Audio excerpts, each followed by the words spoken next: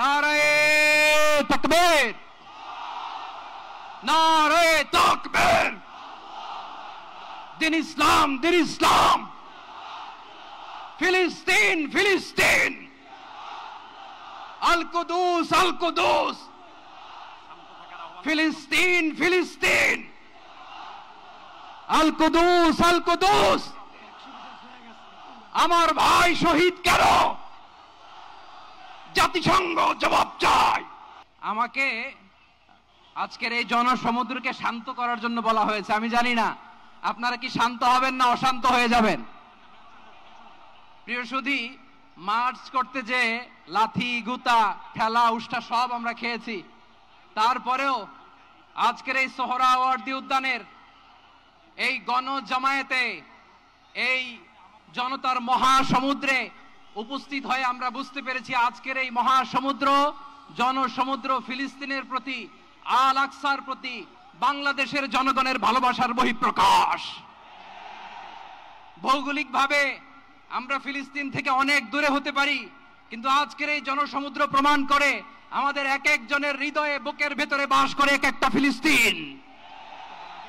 আমাদের হৃদয়ে বাস করছে এক একটা গাজা।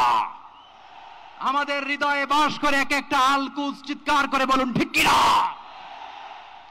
আমরা আজকে সংহতি প্রকাশ করব আমাদের মুসলিম ভাইদের উদ্দেশ্যে। এক আওয়াজে আমাদের কণ্ঠকে উচ্চকিত করে অতিথি থেকে শুরু করে অডিয়েন্সের সবাই আল্লাহু আকবার ধ্বনি দিয়ে সোহরাওয়ার্দী উদ্যানের এই ময়দানকে আমরা কাঁপাতে রাজি আছি না নাই?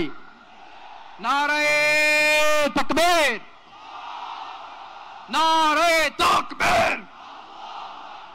দিন ইসলাম, দিন ইসলাম।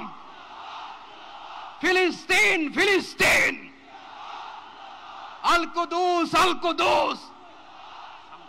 ফিলিস্তিন, ফিলিস্তিন। আল কুদুস, আল কুদুস। আমার ভাই শহীদ কেন? জাতিসংঘ জবাব চায়। গাজায় গণহত্যা কেন? জাতিসংঘ জবাব চায়। আমি যা বলি আমার সাথে আওয়াজ করে ইংরেজিতে স্লোগান ধরুন, free free Palestine, free free Palestine, free free Al Aqsa. 1 2 3 4 Genocide no more. From the river to the sea, Palestine will be free. Naraye takbir. Wa ma alayna illa al-balagh. Assalamu alaykum wa rahmatullahi wa barakatuh.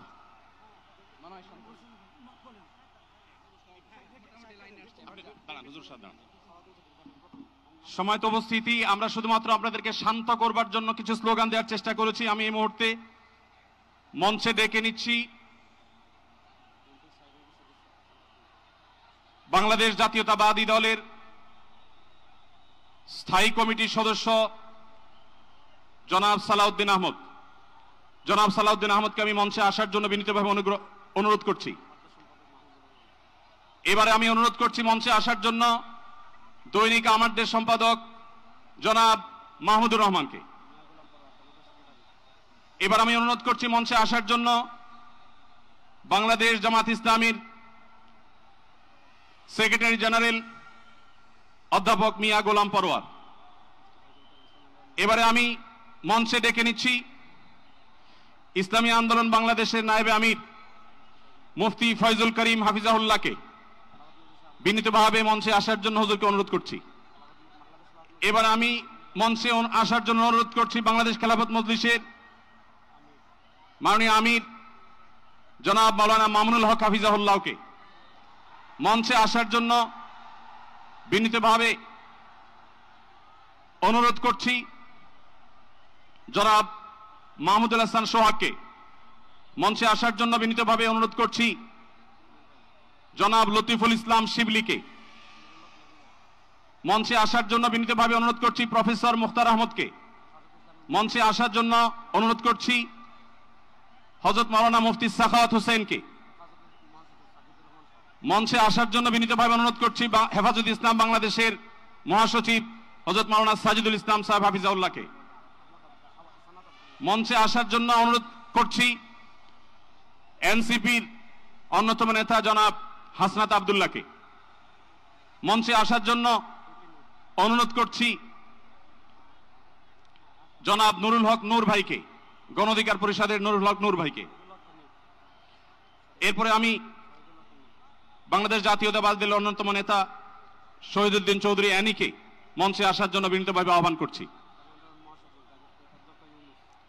এরপরে ইসলামী আন্দোলন বাংলাদেশের মহাসচিব অধ্যক্ষ ইউনুস হাফিজাহুল্লাহকে আমি মঞ্চে আসার জন্য বিনীতভাবে অনুরোধ করছি। এরপরে নেসারাবাদের পীর সাহেব হযরত মাওলানা খলিল রহমান নেসারাবাদীকে আমি মঞ্চে আসার জন্য অনুরোধ করছি এবং নাগরিক নিরাপদ সড়ক আন্দোলনের অন্যতম নেতা ইলিয়াস কাঞ্চনকে মঞ্চে আসার জন্য অনুরোধ করছি। এরপরে মাওলানা রফিকুল ইসলাম খান ভাইকে মঞ্চে আসার জন্য বিনীতভাবে অনুরোধ করছি।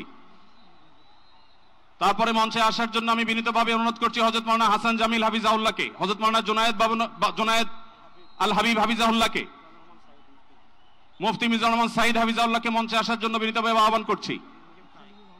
কবি মহিব খানকে মঞ্চে আসার জন্য আহ্বান করছি। কারি আহমদ বিন ইউসুফ ভাইকে মঞ্চে আসার জন্য অনুরোধ করছি। জনাব রাশেদ প্রধানকে আমি মঞ্চে আসার জন্য বিনীতভাবে অনুরোধ করছি। রাশেদ প্রধানকে